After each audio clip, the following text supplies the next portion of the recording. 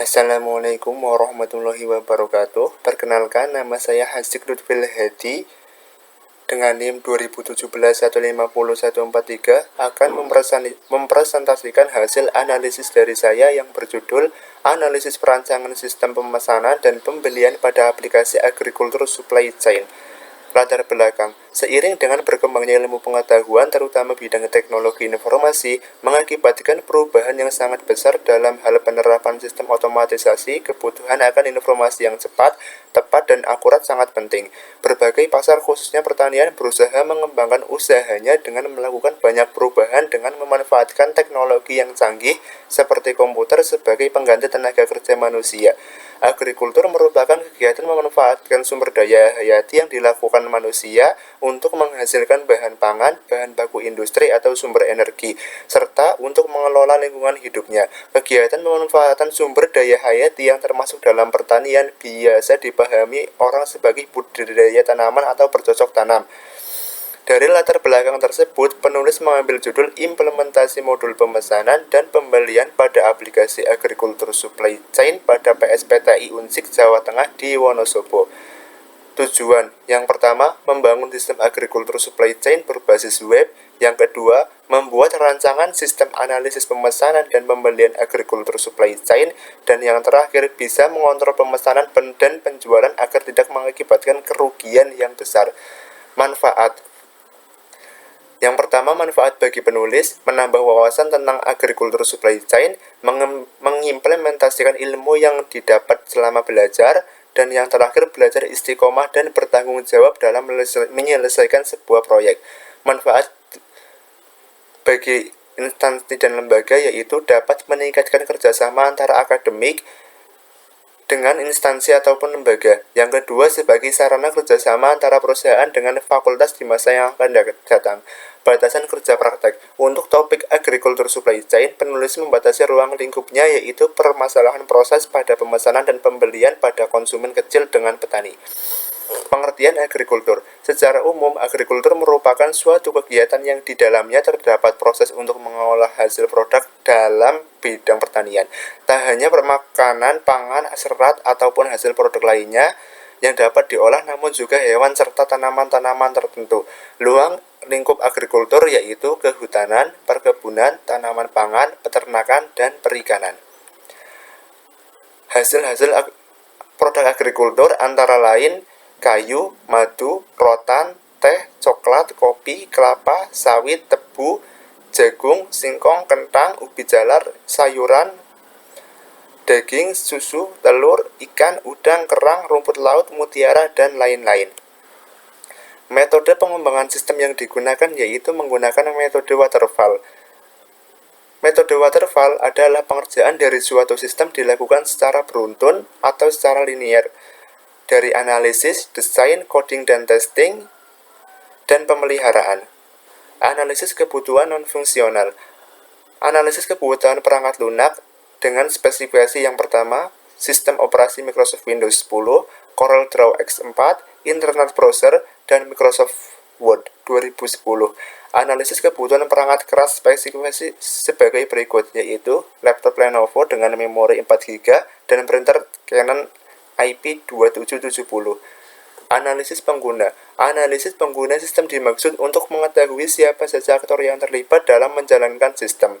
Pengguna sistem ini antara lain petani, karyawan, pelanggan, dan produk. Analisis kebutuhan fungsional, yaitu analisis sistem yang sedang berjalan. Yang pertama, pelanggan melakukan pendaftaran pada web. Yang kedua, customer melakukan login ke sistem. Yang ketiga, customer memilih kategori produk. Yang keempat, customer memilih produk yang akan dibeli. Yang kelima, customer melakukan pemesanan pada produk. Yang keenam, sistem melakukan konfirmasi pesanan customer. Yang ketujuh, customer mengisi daftar pembayaran yang sudah tersedia. Dan yang terakhir, customer melakukan pembayaran dengan metode yang dipilih. Analisis kebutuhan informasi. Data-data di atas berfungsi untuk mengetahui informasi antara lain pengolahan data pada pelanggan, mencari data produk yang diinginkan customer, dan menghandle data pemesanan. Flowchart. Flowchart adalah suatu adalah suatu bagian dengan simbol-simbol tertentu yang menggambarkan urutan proses secara mendetail dan hubungan antara suatu proses. Contohnya pada gambar di samping. Yang kedua yaitu use case diagram. Use case diagram merupakan bagian tertinggi dan fungsionalitas sistem yang akan menggambarkan bagaimana seseorang atau aktor akan berinteraksi dengan sistem. Contohnya pada gambar di samping. Selanjutnya, activity diagram adalah suatu diagram yang menggambarkan konsep aliran data atau kontrol aksi terstruktur serta dirancang dengan baik dalam suatu sistem. Yang selanjutnya yaitu sequence diagram. Sequence diagram adalah sebuah diagram yang menggambarkan kolaborasi dari objek-objek yang saling berinteraksi antara elemen dari suatu kelas. Contoh activity diagram yaitu diagram login, diagram pemesanan, diagram pembayaran. Selanjutnya yaitu sequence diagram. Terdapat sequence diagram daftar, sequence diagram login, sequence diagram pemesanan, sequence diagram pembayaran.